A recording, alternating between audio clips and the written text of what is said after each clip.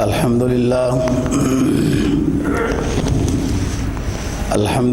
وکفا والصلاة والسلام علی من لا نبی بعدہ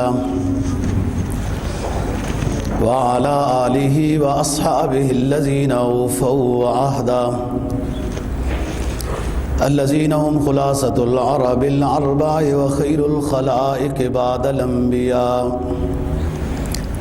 اما بعد فاعوذ باللہ من الشیطان الرجیم بسم اللہ الرحمن الرحیم ان اللہ یأمرکم ان تؤدوا الامانات الی اہلها وَإِذَا حَكَمْتُمْ بَيْنَ النَّاسِ أَن تَحْكُمُوا بِالْعَدْلِ إِنَّ اللَّهَ نِعِمَّا يَعِظُكُمْ بِهِ إِنَّ اللَّهَ كَانَ سَمِيعًا بَصِيرًا قَالَ النَّبِيُّ صَلَّى اللَّهُ عَلَيْهِ وَسَلَّمَ کلکم راع وکلکم مسئول عن رعیته صدق اللہ العظیم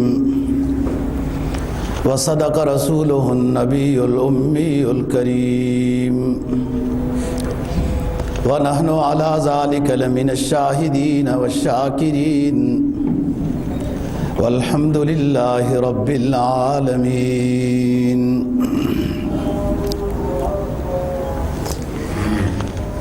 پانچواں پارہ سورہ نساء کی ایک آیت کریمہ اور جناب نبی پاک صلی اللہ علیہ وسلم کا ایک فرمان تلاوت کیا ہے،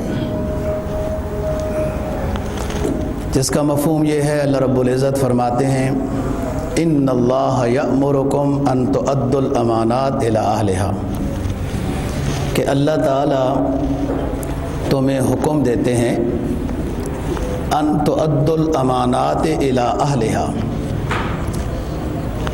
کہ تم امانتوں کو پہنچاؤ ان کے اہل تک جو حقدار ہیں امانت کے۔ وَإِذَا حَكَمْتُمْ بَيْنَ النَّاسِ أَن تَحْكُمُوا بِالْعَدْلِ، اور جب تم لوگوں کے درمیان فیصلہ کرو، لوگوں کے درمیان تم فیصلہ کرو تو انصاف کے ساتھ فیصلہ کرو۔ ان اللہ نعم ما یعظکم بہ، اللہ تعالیٰ تمہیں اس حکم کے ذریعے سے اچھی نصیحت کر رہا ہے، بلا شبہ اللہ سننے والا دیکھنے والا ہے۔ یا ایھا الذین آمنوا اطیعوا اللہ واطیعوا الرسول واولی الامر منکم، اے ایمان والو اللہ کا کہا مانو، اللہ کے رسول کا کہا مانو، اطاعت کرو اللہ اور اللہ کے رسول کی، وَأُولِي الْأَمْرِ مِنْكُمْ، اور تم میں سے جو اولی الامر ہیں ان کی اطاعت کرو۔ فَإِن تَنَازَعْتُمْ فِي شَيْءٍ فَرُدُّوهُ إِلَى اللَّهِ وَالرَّسُولِ إِن كُنتُمْ تُؤْمِنُونَ بِاللَّهِ وَالْيَوْمِ الْآخِرِ ذَلِكَ خَيْرٌ وَأَحْسَنُ تَأْوِيلًا، اللہ اور اللہ کے رسول کی اطاعت کرو، اور تم میں سے جو اولی الامر ہیں ان کی اطاعت کرو۔ کسی معاملے میں تمہارا جھگڑا ہو جائے تو فیصلہ اسلام سے، قرآن سے، حدیث سے اور اسلام کی روشنی میں اس تنازع کا حل تلاش کرو۔ اگر تم اللہ اور اللہ کے رسول پر ایمان رکھتے ہو تو تمہارا کام یہ ہونا چاہیے کہ اپنے جھگڑوں میں شریعت سے حل اس کا تلاش کرو۔ ذالک خیر و احسن تأویلا، یہ بہترین بات ہے کہ تم اللہ اور اللہ کے رسول اور الامر کی اطاعت کرو، جھگڑا ہو جائے تو شریعت سے اس کا فیصلہ کراؤ، یہ بہترین بات ہے اور اچھا راستہ ہے۔ ذالک خیر و احسن تأویلا۔ جناب نبی پاک صلی اللہ علیہ وسلم کا جو فرمان تلاوت کیا ہے، آپ نے فرمایا کلکم راع وکلکم مسئول عن رعیتہ، تم میں سے ہر شخص ذمہ دار ہے، نگران ہے، اور تم میں سے ہر شخص سے اس کے ماتحت کے بارے میں سوال ہوگا کہ تم نے ان کو کیسی ان کی تربیت کی ہے، کیا ان کے درمیان فیصلہ کیا ہے، کیا کچھ کیا، اپنے ماتحت کے بارے میں تم میں سے ہر ایک سے سوال ہو۔ بس یہ فرق ہے کہ کسی کے ماتحت تھوڑے لوگ ہوں گے، کسی کے ماتحت زیادہ ہوں گے۔ کسی کے پاس کچھ نہیں ہے تو اپنا وجود تو ہے، اس سے متعلق اس کا سوال ہوگا، گھر والوں سے متعلق ہوگا، اپنے دفتر کے ماتحت سے متعلق ہوگا، استاد ہے تو شاگردوں سے متعلق ہوگا، یہی سلسلہ آگے بڑھتا جائے گا۔ تو حکمران ہے تو اس کے ماتحت عوام سے متعلق اس سے سوال ہوگا۔ فرمایا ان اللہ یأمرکم ان تؤدوا الامانات الی اہلہا، اللہ تعالیٰ تمہیں حکم دیتا ہے کہ تم امانت کو صاحب امانت کے پاس، حقدار کے پاس پہنچا دو۔ وَإِذَا حَكَمْتُمْ بَيْنَ النَّاسِ أَن تَحْكُمُوا بِالْعَدْلِ، دوسرا حکم یہ دیا کہ لوگوں کے درمیان جب فیصلہ کرو تو انصاف کے ساتھ فیصلہ کرو۔ لوگوں کے درمیان، صرف مسلمانوں کے درمیان نہیں، جو بھی آپ کے سامنے فیصلہ آئے اس میں کسی نسبت سے بالاتاق ہو کر، ماوراء ہو کر فیصلہ کریں۔ اور یہ تمہیں اللہ اچھی نصیحت کرتا ہے اور تمہارے کاموں کو دیکھ رہا ہے، سن رہا ہے۔ ان تؤدوا الامانات، امانت کی جمع ہے۔ امانت کس کو کہتے ہیں؟ ایک تو مشہور مفہوم ہے امانت کا جس کو سب لوگ جانتے ہیں کہ کسی کے پاس جب پیسہ رکھوا دیا جائے امانت کے طور پر تو اسے چاہیے کہ اس پیسے میں خیانت نہ کرے، اور جب وقت آ جائے تو وہ امانت اس شخص کے پاس لوٹا دے، پیسہ ہو یا کوئی بھی ایسی چیز جو رکھوائی جا سکتی ہے۔ یہ امانت کا ایک مشہور مفہوم ہے، اور یہ بھی امانت کا ایک مفہوم ہے۔ لیکن امانت کا جو اپنا مفہوم ہے وہ اس سے کہیں زیادہ وسیع بھی ہے کہ جس کی طرف عموماً توجہ نہیں ہوتی، اور اس امانت کا احساس بھی نہیں ہوتا۔ جب احساس نہیں ہے تو پھر اس کے مطابق کما حقہ اس امانت کی ادائیگی بھی نہیں ہوتی۔ حدیث میں جناب نبی پاک صلی اللہ علیہ وسلم کا فرمان ہے کہ المجالس بالامانہ، جو باہم آپس میں رازداری کے لحاظ سے ایک مشورہ طے پا جائے اور اس میں یہ کہا جائے کہ کسی کو خبر نہیں ہونی چاہیے، تو یہ بھی امانت ہے۔ اور اس پر بہت واقعات ہیں نبی پاک صلی اللہ علیہ وسلم کے زمانے کے بھی۔ تو مزید جناب نبی پاک صلی اللہ علیہ وسلم کا فرمان ہے المستشار مؤتمن، جس سے مشورہ طلب کیا گیا ہے وہ مشورہ اس طرح دے جیسے اس کے پاس ایک امانت تھی اور اس کو وہ صحیح معنی میں ادا کر رہا ہے۔ ایک بندے نے آپ کو بڑا سمجھا ہے، آپ سے کسی معاملے میں وہ مشورہ لے رہا ہے تو بہترین مشورہ دینا چاہیے، بھلے وہ اس میں مشقت، اپنے نفس پر کچھ مشقت پیش آ رہی ہو۔ کہ ایک شخص ایک گاڑی بیچ رہا ہے اور وہ خریدنے والا پوچھتا ہے کہ آپ ہمیں مشورہ دے سکتے ہیں کہ یہ گاڑی لینا ہمارے لیے کیسا ہے، بہتر ہے یا نہیں؟ یہاں امتحان ہے، وہ اس کا خیر اور خوبی مشورے کے لحاظ سے ساری بتا دے کہ اس میں یہ ضرر کا پہلو بھی ہے۔ جناب نبی پاک صلی اللہ علیہ وسلم کا فرمان ہے کہ عہدہ، منصب، یہ بھی امانت ہے، اور امانت کو کما حقہ ادا کرنا یہ ایمان کی علامت ہے، اور امانت میں خیانت کرنا یہ نفاق کی علامت ہے۔ فرمایا لا ایمان لمن لا امانت لہ، کہ اس کا ایمان ہی نہیں ہے کہ جس کے پاس امانت داری نہیں ہے۔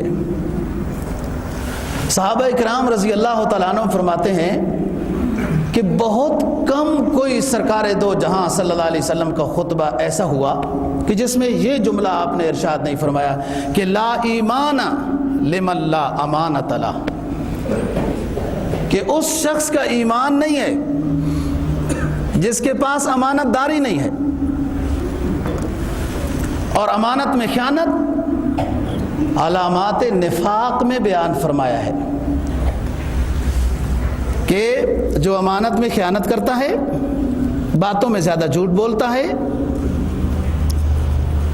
اور امانت میں خیانت کرنے والا، وعدہ خلافی کرنے والا اور زیادہ جھوٹ بولنے والا، یہ شخص اگر اس میں یہ 3 چیزیں ہیں تو علامات نفاق اس میں 3 ہیں، اور جتنی کم ہے تو نفاق کی علامت اس میں کم ہے۔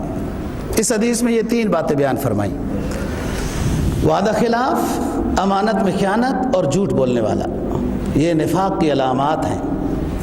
ایک حدیث میں ایک اور جملہ بھی ارشاد فرمایا کہ جب کہیں تنازع جھگڑا ہو جاتا ہے تو یہ شخص حد سے بڑھ جاتا ہے، یعنی جتنی اس کی غلطی ہے، جتنی اس کو تنبیہ کرنی چاہیے، اس سے بڑھ کر حد سے تجاوز کر جاتا ہے، جزا فضا میں، لڑائی جھگڑے میں، یا گالی گلوچ کی طرف چلا جاتا ہے، تو یہ بھی نفاق کی علامت ہے۔ یہ سمجھنا کہ میرا غصہ ٹھیک ہے اور میں اس غصے کو صحیح اور جائز استعمال کر رہا ہوں، یہ بھی بہت بڑا امتحان ہوتا ہے دوستو۔ غصے میں عموماً دنیا صراط مستقیم سے ہٹ جاتی ہے، اس میں نفس کی خواہش غالب آ جاتی ہے، شیطانی تھپ تھپی غالب آ جاتی ہے۔ تو میں کہہ رہا ہوں کہ شریعت کی روح میں امانت کا مفہوم وسیع ہے، مشورہ دینا بھی امانت ہے، اور اسی طریقے سے مجلس کی گفتگو بھی امانت ہے، کسی کے پاس کوئی پیسہ وغیرہ رکھواتا ہے وہ بھی امانت ہے، عہدہ بھی امانت ہے، اور یہ انسان کا وجود بھی امانت ہے، یہ نعمتیں بھی امانت ہیں، یہ زندگی بھی امانت ہے، دولت امانت ہے، ہماری نہیں ان میں سے کوئی چیز۔ قرآن بار بار اعلان کرتا ہے وَمِمَّا رَزَقْنَاهُمْ يُنْفِقُونَ وَمِمَّا رَزَقْنَا، جو ہم نے ان کو دیا اس میں سے یہ خرچ کرتے ہیں۔ اسی کو تو فرمایا مَنْ ذَا الَّذِي يُقْرِضُ اللَّهَ قَرْضًا حَسَنًا۔ تو عہدہ بھی امانت، وجود بھی امانت، اولاد بھی امانت، یہ کاروبار، یہ دنیا، یہ ساری چیزیں دوستو امانت ہیں۔ اس میں اگر صحیح حق ادا ہو رہا ہے امانت کا تو پھر تو یہ شخص کامیاب ہے، اور اگر حق ادا نہیں ہو رہا تو امانت میں خیانت ہو رہا ہے۔ امانت میں خیانت یہ تو اتنی مضر چیز ہے کہ ایسا عمل بد ہے، ایسا عمل بد ہے کہ ایمان کو بھی خطرہ لگا دیتا ہے امانت میں خیانت۔ دوستو یہ زندگی ایسی نہیں ہے آئے اور چلے گئے جیسے کسی کا یہ نظریہ ہے، مال و دولت ایسی چیز نہیں ہے بس میری محنت سے آیا اور گیا، نہیں، یہ سب اللہ کی طرف سے انعام ہے، نعمتیں، امانت ہے۔ اور سب سے بڑی امانت دوستو انسان کے پاس ایمان کی امانت ہے۔ میں اس دن 7 چیزیں آپ کو بتائیں جن کے ساتھ وفا کرنی ہے، ان میں سے سب سے پہلی چیز جس کے ساتھ وفا لازم اور واجب ہے وہ انسان کا ایمان ہے۔ اللہ اور اللہ کے رسول کے ساتھ وفا کرنا، جیسا ان کا حکم ہے اس کے مطابق ایمان ہو، عمل ہو، معاشرت ہو، تمدن، اخلاق ہو، یہ پہلی امانت ہے ایمان۔ پھر امانت ہے آپ کا وجود، ایمان مقدم ہے۔ لا یؤمن احدکم حتی اکون احب الیہ من والدہ وولدہ والناس اجمعین۔ ایمان مقدم ہے وفاداری میں، وجود بعد میں ہے۔ اسی کو سرکار دو جہاں صلی اللہ علیہ وسلم نے فرمایا تمہارا ایمان قبول نہیں ہے جب تک کہ تمہیں میں اپنے نفس سے، اپنی اولاد سے، اپنے والے عیال سے، تمام دنیا کی چیزوں سے جب تک میں تمہیں زیادہ محبوب نہ ہوں تمہارا ایمان قبول نہیں۔ لا یؤمن احدکم، بخاری کی حدیث ہے۔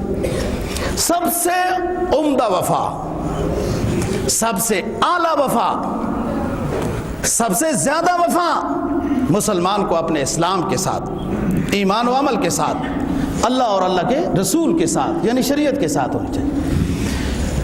پھر اس کے بعد وفا اپنے وجود کی ہے۔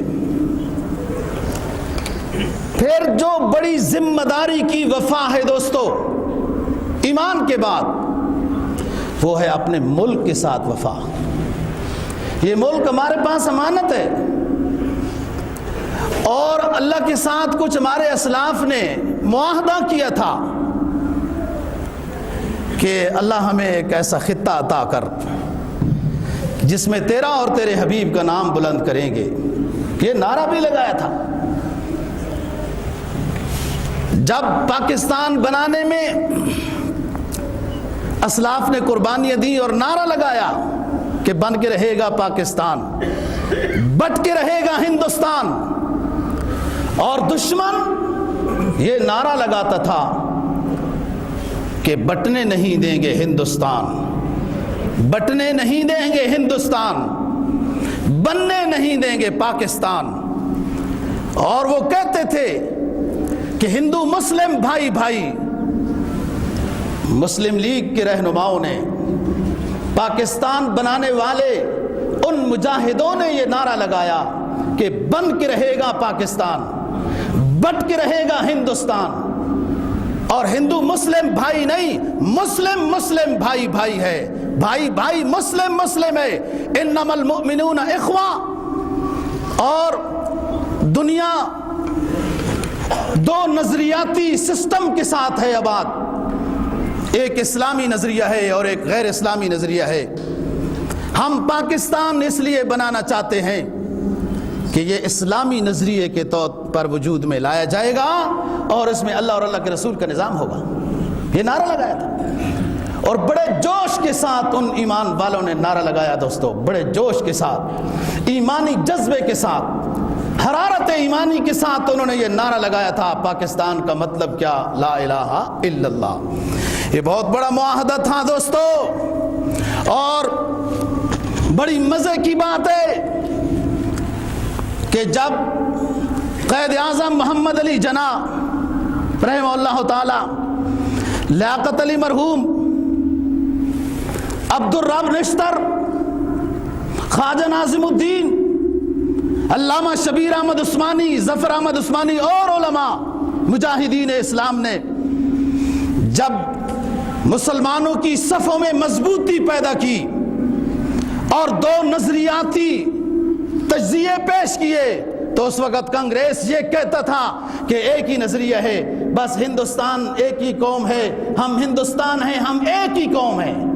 پاکستان مسلمان یا سکھ یا فلاں یہ کوئی الگ الگ قومیں نہیں ہیں، الگ الگ نہیں ہیں، بس ہم ایک ہی قوم ہیں اور ہندوستان سے رب بننا چاہیے، تقسیم نہیں ہونی چاہیے. لیکن بہرحال مجاہدین اسلام کی اللہ نے وہ قربانیاں قبول کی اور یہ پاک سرزمین ہمیں حاصل ہوئی جس کی ہمیں قدر نہیں ہے. اللہ قدر نصیب فرمائے. اچھا، میں جو مزے کی بات بتا رہا ہوں کہ کانگریس نے اس وقت یہ نعرہ لگایا کہ ایک قوم ہے، ایک نظریہ ہے، ہندوستان نہیں بٹنا چاہیے. جب پاکستان بن گیا، قرارداد منظور ہو گئی وغیرہ، اسمبلی میں بات پاس ہو گئی، فلاں ہوا، تو اسی دشمنان اسلام نے ہمارے اندر پھر قومیت کا نعرہ بلند کیا. کہا یہ خیبر پختونخوا جو ہے یہ الگ لوگ ہیں، مسلمان تو ہیں، یہ الگ زبان بولتے ہیں، یہ الگ ہونا چاہیے، پاکستان وہ الگ ہونا چاہیے. یعنی جب تک پاکستان کی قرارداد منظور نہیں ہوئی تو ایک نظریہ کا نعرہ لگاتے تھے. جب سمجھا کہ پاکستان بن رہا ہے اب اور یہ قوت بن کر ابھرے گا، تو اس وقت ہمارے درمیان پھر لسانیت کی بدبو پھیلانے کی کوشش کی گئی کہ یہ الگ بنے گا، یہ الگ بنے گا. جب قائد اعظم محمد علی جناح رحمہ اللہ تعالیٰ کو یہ بدبودار بات پتہ چلی دشمنان کی طرف سے، تو اس نے علامہ شبیر احمد عثمانی کی زیر قیادت اس علاقے کی طرف علماء کا قافلہ بھیجا کہ اکثر لوگ یہ پشاور کے اور یہ لوگ دارالعلوم دیوبند کے پڑھے ہوئے ہیں اور اسلامی لوگ ہیں، آپ عالم ہیں، ان کو یہ سمجھائیں کہ ہمارے درمیان سازش ہو رہی ہے لسانیت کی. اور چنانچہ الحمدللہ یہ دور کی گئی. میں بات کر رہا ہوں دوستو کہ بہت بڑی قربانی ہوئی. یہ پاکستان جو وجود میں آیا بہت بڑی قربانی. بھائی مغلیہ خاندان نے کیا کیا تھا؟ وہ تو ایسٹ انڈیا سے وظیفہ لیتے تھے، اس کے تعریف کرنے والے بن گئے تھے. 1804 میں شاہ عبدالعزیز محدث دہلوی نے فتویٰ دیا انگریز کے خلاف اور یہ تاریخ چلتی رہی. 1857 میں عروج ملا، یہ ہوتا رہا، پاکستان وجود میں آیا 1947 میں۔ یہ اتنی بڑی 150 سال کی قربانی ہے، ہزاروں شہادتیں ہیں، بڑی صعوبت کی جیلیں ہیں، اور پھر جب پاکستان کے لیے قافلے اور تشکیلیں ہوئی اور نعرہ لگا، جماعتیں بنی، جلسے ہوئے، انگریز مجبور ہوا۔ دوستو، یہ پاکستان مملکت خدا داد، یہ آزاد مسلم ریاست، دشمن نے ہمیں پیٹ میں پلیٹ میں رکھ کر گفٹ نہیں دیے، اس میں ہزاروں مجاہدین کے خونوں کا نذرانہ ہے۔ جہاد ہوئے، مسلمانوں کی لاشیں تڑپی، جیلیں بھری گئی، اور اللہ نے ان نیک لوگوں کی شہادتوں کو قبول کیا، اور ہمیں اللہ نے یہ پاک سرزمین، یہ سلطنت عطا کی جو امانت ہے۔ ان اللہ یأمرکم ان تؤدوا الامانات الی اہلہا، اور اسلامی نظریاتی ملک ہے، دنیا میں پہلا، ہو سکتا ہے کوئی بعد میں اس نظریے کے اوپر دنیا میں اور بھی کوئی وجود آئے۔ 60 کے لگ بھگ اسلامی ملک ہیں، کسی ملک کے وجود میں آنے سے پہلے اس کی نظریاتی تختی پہلے نہیں مقرر کی گئی۔ یہ وہ دنیا کا پہلا عظیم اسلامی ملک ہے جس ملک کو وجود میں لانے سے پہلے یہ بتایا گیا کہ اس کا نظریہ ہے اسلامی، یہ اسلام کے نام پہ بنایا جا رہا ہے، اس میں مسلمان آباد ہوں گے، قرآن و سنت کی تعلیم کو عروج ملے گا، محمد مصطفیٰ صلی اللہ علیہ وسلم کا اس میں آئین نافذ ہوگا۔ یہ وجود بعد میں ملا پاکستان کو، اس کا نظریہ پہلے طے کیا گیا تھا۔ دنیا میں پہلا ایک ہی اسلامی ملک ہے سعودی عرب، ہماری سر آنکھوں پر ہمارا تاج ہے، اس میں ہمارے حرمین جو ہیں، ہمارے ایمان کی 2 مرکزی یادگاریں وابستہ ہیں، لیکن سعودی عرب تو پہلے سے اسلامی سرکار دو جہاں صلی اللہ علیہ وسلم نے بنایا تھا، اس نظریے کے تحت وجود میں نہیں آیا۔ یہ اسلامی ملک ہے پاکستان، دنیا میں صرف ایک جو اسلامی نظریاتی طور پر یہ وجود میں آیا ہے دوستوں۔ اور ایک اور عظیم بات، آپ تو پڑھے لکھے ہیں، ہمیں تو مشرف صاحب جاہل کہتا تھا، اور بعد میں بھی ایک عجیب چیز آئی ہے جو کہتا تھا کہ مدرسے جہالت کی یونیورسٹیاں ہیں۔ ہاں جی، آپ پڑھے لکھے ہیں، ہمیں اپنی جہالت کا اعتراف ہے، ہمیں اپنی عاجزی میں ہی فخر ہے۔ دنیا کا یہ عظیم اسلامی ملک ہے کہ جس کے آئین کے اوپر ایک جملہ لکھا ہے جو دنیا کے کسی آئین کے اوپر نہیں لکھا ہوا، حتیٰ کہ سعودی عرب کے آئین کے اوپر بھی یہ جملہ نہیں لکھا ہوا۔ بڑا مصر اسلامی ملک ہے، ترکی ہے، اور بھی ہے، سعودی عرب کے آئین کے اوپر بھی یہ جملہ نہیں لکھا ہوا کہ اللہ کی حاکمیت اس ملک کے دستور کا بنیادی پتھر ہوگا۔ اللہ کی حاکمیت اس ملک کا دستور ہے، اس کے ماتحت جو بھی آئین بنایا جائے گا قرآن و سنت کے خلاف نہیں ہونا چاہیے۔ وہ الگ بات ہے کہ اس جملے کی صحیح ترتیب پر پاسداری نہیں کی گئی، بے وجہ نہیں ہے چمن کی تباہیاں، کچھ باغباں بھی ہیں ایسے جو برق و شرر سے ملے ہوئے۔ لیکن دوستو، یہ عظیم ملک ہے، ہر لحاظ سے دنیا میں، ظاہری لحاظ سے، باشندوں کے لحاظ سے، ظاہری جغرافیاتی بات کر رہا ہوں، باشندوں کی توانائی اور قوت صلاحیت کے لحاظ سے، اسلامی روحانی تعلیمات کے لحاظ سے اس ملک کا کوئی ثانی نہیں ہے، نہ اسلامی ملکوں میں نہ کافروں کے ملکوں میں۔ بھائی، ہم تو کسی ملک کے اوپر پنجے نہیں گھاڑتے، بم نہیں برساتے، کسی کو اپنے قبضے میں لینے کی نہیں سوچتے، سوچتا وہی ہے جس کے پاس وہ نعمت نہ ہو تو دوسری کی چھینتا ہے۔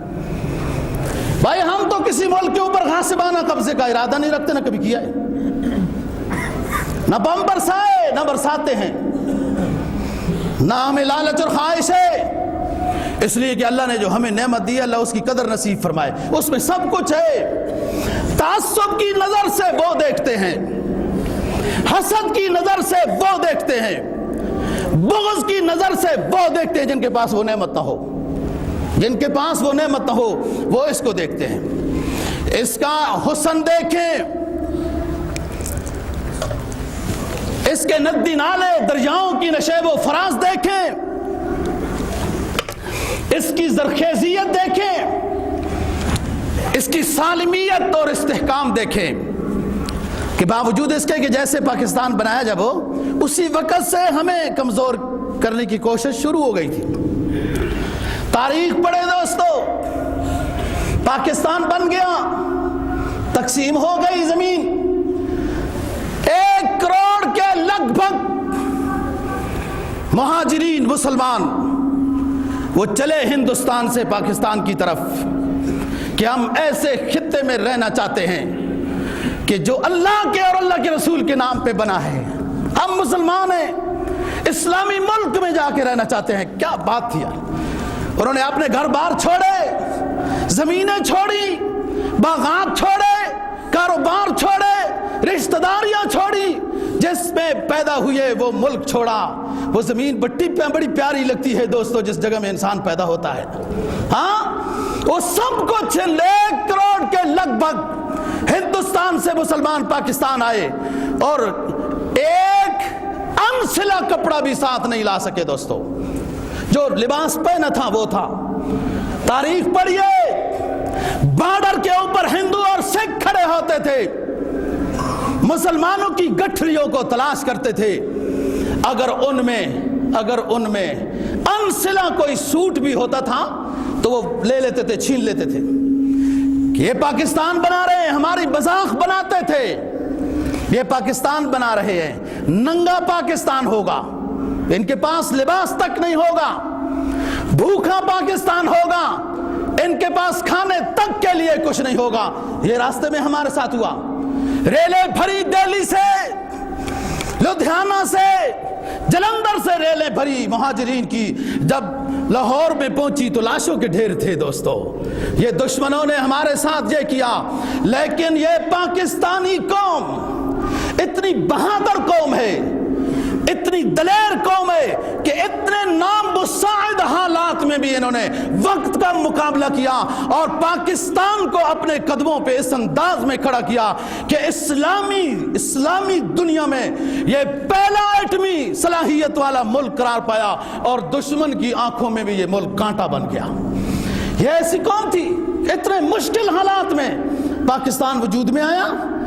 اور بڑی بات ہے دوستو، ہمیں تو جاہل کہتے ہیں اور خود سکولوں کی تعلیم میں پاکستان کی مکمل تاریخ ہی نہیں پڑھائی جاتی تاکہ اپنی تاریخ سے ہمارے بچے آشنا ہو، انہیں اپنے اسلاف کی قربانیوں کی داستانیں معلوم ہوں۔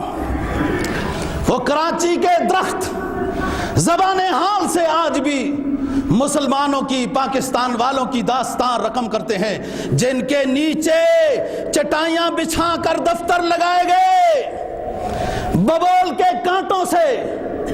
جب اسلام پاکستان بنا، ببول کے کانٹوں سے فیلوں کو جوڑا گیا، لیکن یہ مسلمان پاکستان کی عوام یہ اتنی خوددار عوام تھی، ان تمام مشکلات میں اللہ سے مدد لیتے رہے اور آگے بڑھتے رہے۔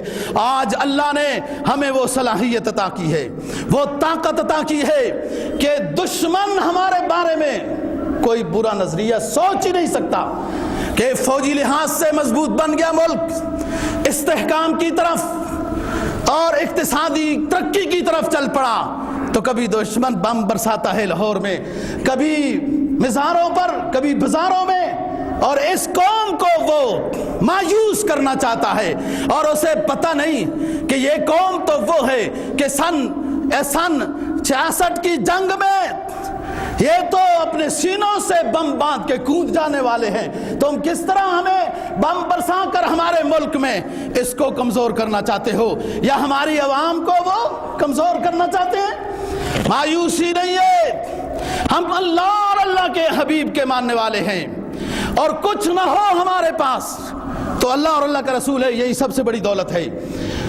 تو بات یہ ہے کہ دشمن نے یہ نعرہ لگایا تھا کہ یہ ننگا پاکستان ہوگا، یہ بھوکا پاکستان ہوگا، اس کے پاس کچھ بھی نہیں ہوگا۔ اسے کیا پتا کہ دنیا کی ہسٹری اور تاریخ میں مسلمان ظاہری خوبصورتی کے لحاظ سے بھی اٹھے گا، اعصابی طاقت کے لحاظ سے بھی اٹھے گا، فوجی طاقت کے لحاظ سے بھی اٹھے گا، اسلحے کے لحاظ سے بھی اٹھے گا، اور ایٹمی بم ہونے کی صلاحیت کے لحاظ سے بھی یہ سامنے اٹھ کے آئے گا۔ اسے دشمن کو کیا پتا تھا جو ہمارے بارے میں یہ نعرہ لگاتا تھا کہ ننگا پاکستان اور بھوکا پاکستان، اسے اب یہ برداشت نہیں ہو رہا۔ آپ کا پرسکون ماحول دشمن کو نہیں برداشت ہو رہا، آپ کی اقتصادی ترقی دشمن پاکستان دشمن اسلام کو برداشت نہیں ہو رہی۔ کبھی ہمیں دوبندی بریلوی کے لحاظ سے لڑاتے رہے، کبھی شیعہ سنی کے لحاظ سے لڑاتے رہے، اور کبھی مقلدین اور غیر مقلدین کے لحاظ سے لڑاتے رہے، اور کبھی پٹھان اور پنجابی کے لحاظ سے لڑاتے رہے، اور کبھی مہاجر اور غیر مہاجر کے ساتھ لڑاتے رہے۔ تمام ہتھ کنڈے دشمن کے وہ ناکام ہو گئے۔ یہ سمجھ چکا ہے پاکستان کا بیدار پاکستانی کہ ہمارا دشمن کون ہے، ہمارا ہدف کون ہے، اور ہم سارے آپس میں بھائی بھائی ہیں۔ بھائی 22 نکاتی ایجنڈا جو اسلام کے نافذ کرنے کے بارے میں تھا، جب غلام محمد کو گورنر جنرل بنایا گیا، جو ملا ہوا تھا، جس کو میں کہتا ہوں نا بے وجہ نہیں ہے چمن کی تباہیاں، کچھ باغباں ہیں ایسے جو برق و شرر سے ملے ہوئے۔ یہ انگریزی حکومت میں وزارت خزانہ میں ملازم تھا، اور اس نے عبدالرب نشتر وغیرہ کو تنگ کیا، معزول کیا، اور سیکولر نظام کو لانا چاہا، لیکن علماء بیدار رہے۔ یہ ملک کو سیکولر نہیں بنا سکے۔ سن 73 کا آئین آیا، اور جس کے اوپر یہ جملہ لکھا گیا کہ اللہ کی حاکمیت اس ملک کا دستور اعظم ہے، اسی کی برکت سے یہ ملک محفوظ ہے، وغیرہ۔ تو بات یہ ہے دوستو، ظاہری حسن کے لحاظ سے، زمین کی زرخیزی کے لحاظ سے، جوانوں کی اعصابی طاقت کے لحاظ سے، اقتصادی راہ کی طرف ترقی کے لحاظ سے، دشمن ہمیں اس وقت ہدف بنا رہا ہے۔ اور اس نے یہ سمجھا ہوا تھا کہ یہ ان کے پاس تو کچھ ہے نہیں، چلو پاکستان بنا دیتے ہیں، 2-4 سال بعد ہی حملہ کر کے تو ملک اپنے قبضے میں لے لیں گے۔ وہ نظریہ اس کا پورا نہیں ہوا، اور اب تو الحمدللہ بہت کمزوریاں ہمارے ملک میں ہر لحاظ سے ہیں، لیکن دفاعی قوت کے لحاظ سے اللہ نے وہ پاکستان کو وہ صلاحیت عطا کی ہے کہ دنیا ہماری فوج کو سلام کرتی ہے، ہم سے اسلحہ خریدتی ہے۔ اللہ نے یہ صلاحیت عطا کی۔ اقبال مرحوم کہتا ہے نا، اے ہمالا اے ہمالا اے فصیل کشور ہندوستان، اے ہمالا اے فصیل کشور ہندوستان، چومتا ہے تیری پیشانی کو جھک کر آسمان۔ اللہ نے دوستو یہ ملک خداداد صلاحیت کا ہم کنار ہے، پہاڑوں کا حسن بھی رکھتا ہے، ندی نالوں سمندر کا حسن بھی رکھتا ہے، زمین کی زرخیزی کی صلاحیت بھی رکھتا ہے، اور اس مرد مجاہد میں روحانی صلاحیت بھی رکھتا ہے۔ اللہ نے ہر طرح اس ملک کو نوازا، آج دشمن اس کو توڑنا چاہتا ہے، لیکن ہمیں سمجھنا ہے۔ اقبال مرحوم کہتا ہے منفعت ایک ہے اس قوم کی، نقصان بھی ایک، منفعت ایک ہے اس قوم کی، نقصان بھی ایک، ایک ہی ہے سب کا نبی، دین بھی ایمان بھی ایک، حرم پاک بھی ایک، حرم پاک بھی ایک، اللہ بھی ایک، قرآن بھی ایک۔ کچھ بڑی بات تھی جو ہوتے تم مسلمان بھی ایک۔ دشمن دوستو ہمارے حوصلے کمزور کرنا چاہتا ہے، مایوسی کی طرف لے جانا چاہتا ہے، اور یہ اسے دشمن کو خبر نہیں کہ جب اس کے پاس کچھ نہیں تھا ظاہری لحاظ سے، صرف اللہ اور اللہ کے رسول کا نام تھا، ببول کے کانٹے تھے اور کراچی کی درخت کے نیچے چٹائیاں تھیں ہمارے دفتر والے ساتھیوں کے پاس، تو اس وقت ہم نے ہمت نہیں ہاری، آج ہمت ہاریں گے ہم؟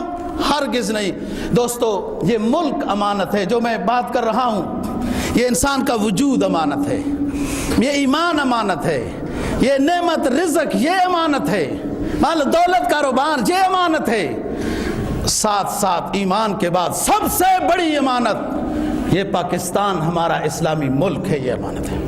ہم سب کے ذمہ اس حفاظت کی ذمہ داری، اس امانت کی ذمہ داری ہے کہ حفاظت کریں۔ فوج ماشاءاللہ حفاظت کر رہی ہے، پولیس بھی حفاظت کر رہی ہے، ایجنسیاں بھی حفاظت کر رہی ہیں کہ جو ملک کے خلاف ذرا سی کوئی سازش کوئی بات کرے اسے پکڑتی ہیں، لیکن یہ صرف ان کی ذمہ داری نہیں، ان کی زیادہ ذمہ داری ہے کہ وہ اس شعبے میں داخل ہو چکے ہیں، لیکن ہم میں سے ہر شخص کی ذمہ داری ہے۔ ہمارا ملک ہے، ہماری وفائیں اس کے ساتھ ہیں، ہونی چاہیے۔ ذرا سی کوئی بات جو اسلام، پاکستان، یہاں کی عوام کے خلاف ہمیں محسوس ہو، اگر ہم اس کو خود روک سکتے ہیں تو اچھی بات، نہیں تو ارباب اقتدار کو اس کی اطلاع دینی چاہیے۔ صرف فوج کی ذمہ داری نہیں ہے ملک کی حفاظت، وہ تو ہے ہی ہے، پولیس کی، ایجنسیوں کی نہیں، ان کی ہے ہی ہے، ہم سب کی، ہر فرد کی یہ ذمہ داری ہے۔ ہم اس نعمت کی قدر کریں، شکرانے کے نفل پڑھیں۔ دوستو آزادی کی قدر ان کو ہوگی جنہوں نے خود جنگیں لڑ کے آزادی حاصل کی ہو، ہمیں تو وراثت میں مل گئی نا جی، ہمارے اسلاف نے قربانیاں دی، ہم نے قربانی کیا دی؟ ہم تو اسلام کے نام پر ملک جو بنا تھا وہ بھی وفا نہیں کر رہے، اس کے ساتھ آئین کے ساتھ وفا نہیں کر رہے کہ اس میں اللہ اور اللہ کے رسول کا نظام نافذ ہوتا، کتنی برکتیں ہوتی، کتنا نور ہوتا، معاہدہ کیا ہے، دنیا میں یہ واحد اسلامی ملک ہے۔ تو فرمایا ان اللہ یأمرکم ان تؤدوا الامانات الی اہلھا واذا حکمتم بین الناس۔ اسلام دیکھیں، اسلام کا انصاف دیکھیں، اسلام کیا کہہ رہے؟ وَإِذَا حَكَمْتُمْ بَيْنَ النَّاسِ أَن تَحْكُمُوا بِالْعَدْلِ، جب تم لوگوں کے درمیان فیصلہ کرو تو انصاف کے ساتھ کرنا۔ حالانکہ قرآن تو مسلمانوں کی کتاب ہے، مسلمانوں کا آئین ہے، لیکن فیصلہ تو ہو سکتا ہے نا، کبھی مسلمان اور غیر مسلمان کے درمیان بھی لڑائی ہو سکتی ہے، اور اسلامی لوگوں کے پاس فیصلہ آ جائے گا تو حکم فرمایا کہ بین الناس، لوگوں کے درمیان آپ نے انصاف کرنا ہے۔ جناب نبی پاک صلی اللہ علیہ وسلم کے زمانے میں ایک یہودی کا اور ایک منافق کا، جو اس وقت نفاق کا اعلان نہیں ہوا تھا کہ منافق فلاں فلاں ہے، ایک منافق اور یہودی کا جھگڑا ہوا، سرکار دو جہاں صلی اللہ علیہ وسلم کے پاس مقدمہ لے کے آئے۔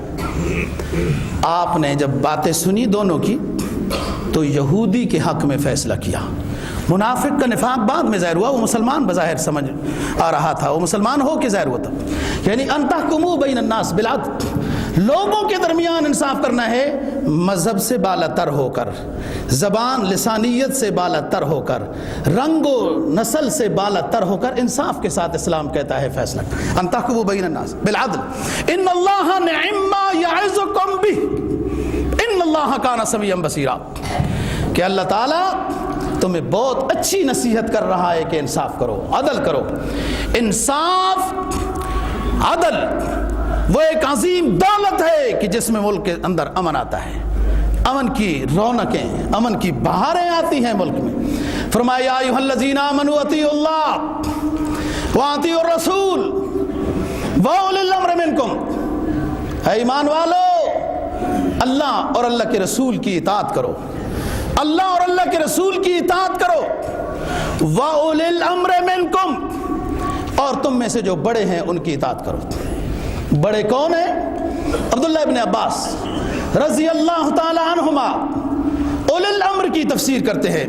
فقہاء، علماء، ائمہ، محدثین، مفسرین اور ارباب اقتدار، حکمران، یہ سب اولی الامر میں داخل ہیں اور ان کی اطاعت کرو۔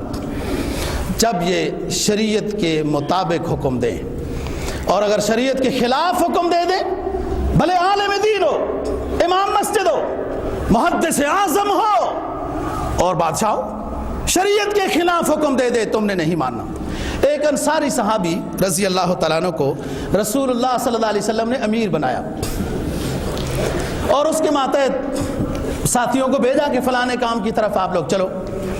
یہ جب مدینہ سے باہر نکلے، امیر صاحب نے ساتھیوں کو کہا کہ لکڑیاں جمع کرو، آگ جلاؤ۔ لوگوں نے لکڑیاں جمع شروع کر دی، امیر کی اطاعت کر رہے ہیں۔ لکڑیاں جمع کی، آگ لگا دی۔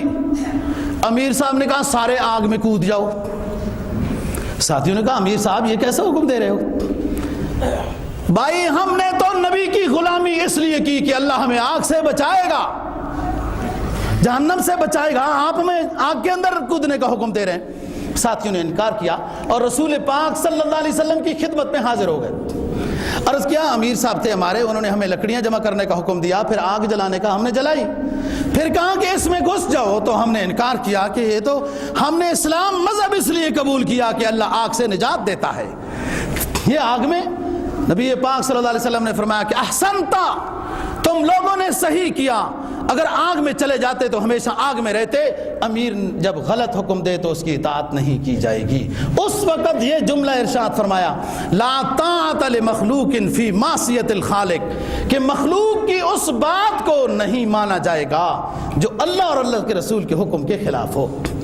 تو یا ایھا الذین آمنوا اطیعوا اللہ واطیعوا الرسول واولی الامر منکم، اور فإن تنازعتم فی شیء فردوہ الی اللہ والرسول ان کنتم تؤمنون باللہ والیوم الآخر۔ بہت عظیم بات ہے دوستو، اسلام کی تو ہر بات ہی عظیم ہے، ہر بات ہی عظیم ہے، اور اللہ کا حبیب جو عظیم ہے تو ان کی ہر بات ہی عظیم ہے، اس میں کوئی شک نہیں۔ ہمارا ایمان ہے اور بڑے شرع صدر کے ساتھ ایمان ہے، ایسا نہیں ہے کہ کہیں مجبوری کے ساتھ ہے، نہیں، شرع صدر کے ساتھ ایمان ہے کہ اللہ اور اللہ کا رسول بہت عظیم ہے، ان کا ہر فرمان ہی بہت عظیم ہے، بہت عالی شان ہے، بہت نورانی ہے، ہمارے لیے خیر ہی خیر ہے، یہ ہم نے ایمان لائے اور بڑے شرع صدر کے ساتھ۔ افمن شرح اللہ صدرہ للاسلام فہو علی نور من ربی۔ میں یہاں بتانا چاہتا ہوں ہر حکم عظیم، لیکن یہاں دیکھیں فرمایا اگر تمہارا ایمان اللہ اور اللہ کے رسول پر ہے، آخرت پر ہے، تو آپ نے جھگڑے کا تنازع شریعت سے حل کرو، شریعت سے حل کرو۔ ذالک خیر و احسن تأویلا، یہ تمہارے لیے بہت بہترین راستہ ہے کہ آپ نے جھگڑے کا حل اللہ اور اللہ کے رسول کی تعلیمات میں سے تلاش کرو۔ دوستو اس میں عظیم بات کون سی ہے؟ جب انسان میں جھگڑا ہو جائے تو ایک حق پر ہوتا ہے اور ایک باطل پر ہوتا ہے۔ جب دونوں اسلام کے فیصلے پر راضی ہو جائے تو ایک کے حق میں فیصلہ ہوگا، ایک کے خلاف ہوگا، لیکن جس کے خلاف ہوا نا وہ بھی ناکام نہیں گیا، اس نے اسلام کو اپنا امام مانا کہ اسلام میرے بارے میں جو فیصلہ کرے گا میں راضی ہوں، تو بظاہر تو اس کے خلاف فیصلہ ہوا، لیکن اسلام کی فیصلے کو ماننے کی وجہ سے وہ بھی ثواب کے ساتھ نوازا گیا ہے۔ یعنی دونوں کو اسلام نے نوازا، تو جھگڑا تو ہو جاتا ہے لیکن اس کا حل تلاش کرو اسلام سے۔ کیوں لڑے ہم آپس میں، کیوں لڑے ہم آپس میں ایک ایک سنگ میل پر، کہ اس میں نقصان سفر تیرا بھی ہے میرا بھی ہے۔ دوستو ہم مسلمان ہیں، ہم ایک قوم ہیں، انما المؤمنون اخوہ ہیں، ہم پنجابی، پٹھان، سریکی، بلوچی، مہاجر یہ بات کیے ہیں۔ قرآن کہتا ہے لتعارفوا، یہ تمہارے تعارف کے طور پر، پہچان کے طور پر ہم نے قومیں کی۔ ہم مسلمان ہیں، ہم ایک ہیں، ہم آپس میں بھائی بھائی ہیں، اور جہاں کہیں تنازع ہو جائے تو ایک ساتھ ہی برداشت کر لے، کوئی بات نہیں، آپ صحیح کہہ رہے ہیں، آپ ہی ٹھیک کہہ رہے ہیں، تو انشاءاللہ اس میں برکت آئے گی، خیر آئے گی۔ مجھے یاد ہے ایک زمانے میں جب گاڑیوں میں سفر کرتے تھے تو میں اپنے ساتھیوں کو یہ سمجھاتا تھا کہ اپنے پاس اچھے اچھے نوٹ رکھا کرو۔ کلینڈر اور سواری والے آپس میں لڑ جاتے تھے، وہ کہتا تھا یہ پھٹا ہوا روپیہ میں نہیں لیتا ہوں، وہ کہتا تھا میرے پاس ہے ہی ہے، وہ پھٹا ہوا روپیہ لڑائی کا سبب بن جاتا تھا، اور ہمارے ساتھی اس کی جگہ پہ وہ کورا نوٹ دے دیتے تھے، پھٹا ہوا خود لے لیتے تھے، دو مسلمانوں کی لڑائی کو دور کر دیتے تھے۔ فرمایا جو مسلمانوں کی لڑائی کو دور کرتا ہے عند اللہ وہ مقرب ہوتا ہے۔ دوستو اللہ دین کی سمجھ عمل کی توفیق نصیب فرمائے اور اپنے ایمان کی حفاظت اور اپنے ملک کی حفاظت کی صلاحیت نصیب فرمائے۔ وآخر دعوانا